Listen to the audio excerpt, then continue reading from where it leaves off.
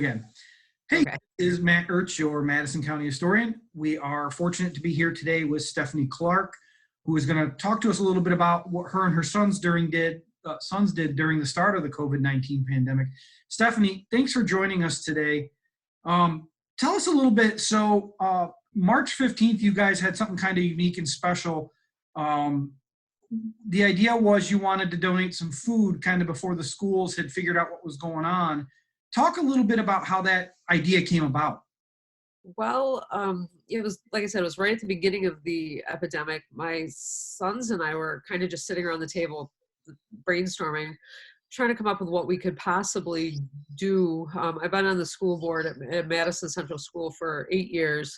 Wow. So I kind of knew our district has families in need. And we were trying to think what's fast, what's easy, what can people donate quickly, that's not perishable. And cereal was my oldest son said, cereal. And I said, oh, you're right. So we got kind of just mobilized, worked with the village of Madison and the town of Madison for use of the village's Facebook page and the village and town building. And the first step was doing a collection so we could get, kind of gauge how much community interest we would have in actually donating. And we were very fortunate because right at the onset, many of the people on the town and village board donated. And then as we had the donation time, so many people from the village came, we were just astounded by the number of people who were supportive of it. And at the end, we had amassed over 100 boxes and bags of cereal. Okay, and how did you guys, how many people were involved in the coordination of it? I know you said the town and the village, but along the way, was there just the three of you doing most of it, or were there other people that helped in the, It was food? it was just the three of us. Wow. Yeah, we, like I said, the mayor gave us entry to the building, and we basically just set ourselves up there, made a really, homegrown sign to put out front. And like I said, we were able to use the village page to get the word out that we were having the collection. And we just kind of waited, and, we were very grateful to have Mike Jakeways from the Mid-York Weekly come help us with, getting the word out to an even broader audience. So, it was the three of us, but it's really, I want to say, even though, we had the concept, it was just so many hands, like just community, really what it came down to was the community just, was so willing to help us. And, as far as donations, as far as, letting us use the building, takes a village. This kind of came about when you first started doing this. You thought this might actually have to be done again. The schools kind of rallied as this went along. Were you working on coordinating another way to do this, or well, honestly, after the initial one?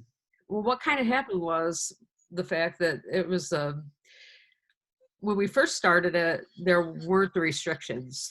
People didn't, there weren't you could have as many people in the building basically at that point in time. It was right at the very beginning. Yeah. So, there weren't the face masks, there weren't the risks. And at that point, we really weren't aware of anyone in our immediate area between, the Madison and Hamilton area even having it. So as time went on, it became like much less, I don't know, it's much less simple for us to organize another one. And so, no, we haven't yet.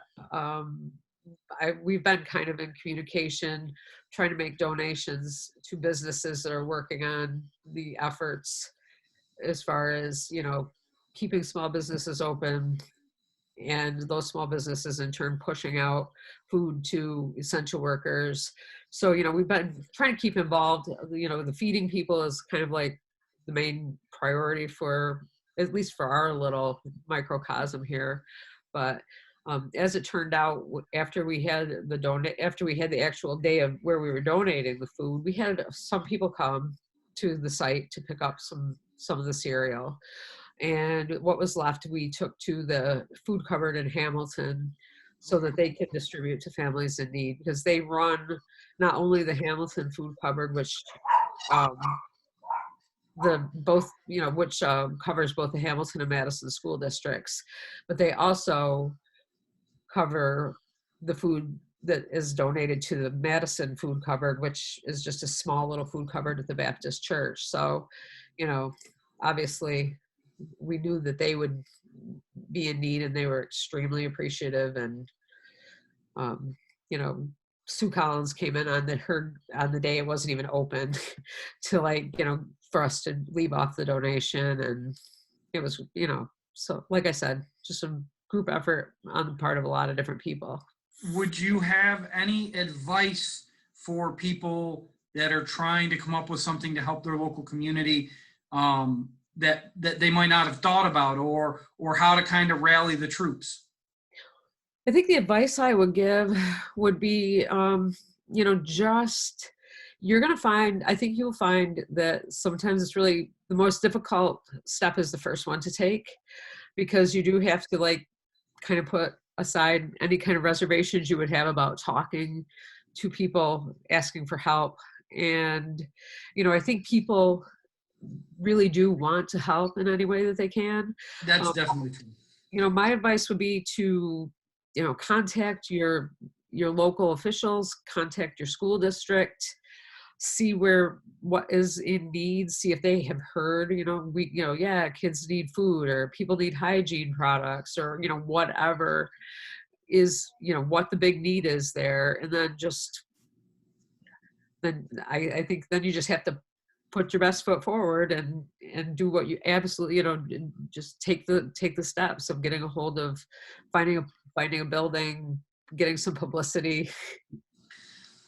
Half the battle's getting the word out. Exactly. Stephanie, thank you for taking your time to do this with us today. We really appreciate it. Is there anything else you'd like to say? Basically, I just would like to, I'm very impressed with our communities, our local communities as a whole, for everything that they've done. I appreciate in Madison, the school has worked very hard to make sure that breakfast and lunch is provided. A hot lunch is provided every day. Neighboring communities have worked really hard to find ways to keep small businesses afloat. There's the concert series. It's a remote concert series in Hamilton that people can tune in, listen to the music, and make a donation via PayPal, which helps the small businesses in Hamilton, who then in turn provide food for the essential workers with the money that's raised. I mean, I've really loved seeing how the communities have come together in this crisis. It just, even though it's been very difficult, it also kind of restores your faith when you see people working really hard to work together. Yeah, one of the fun things that's come out of this is talking to the people and the businesses and organizations that have adapted, and how they've rallied both their business and their communities, and how they're trying to help in a time where, everyone's afraid and everyone's hurting.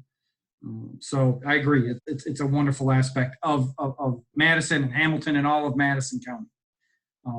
Thank you so much again for taking the time. Thank you very much. When you have your next event that you're ready to do, let me know, and we'll push it out through our social media feed for you too. And hope to talk to you soon. Thanks so much. I appreciate it. Yep. Bye now. Okay. Take care.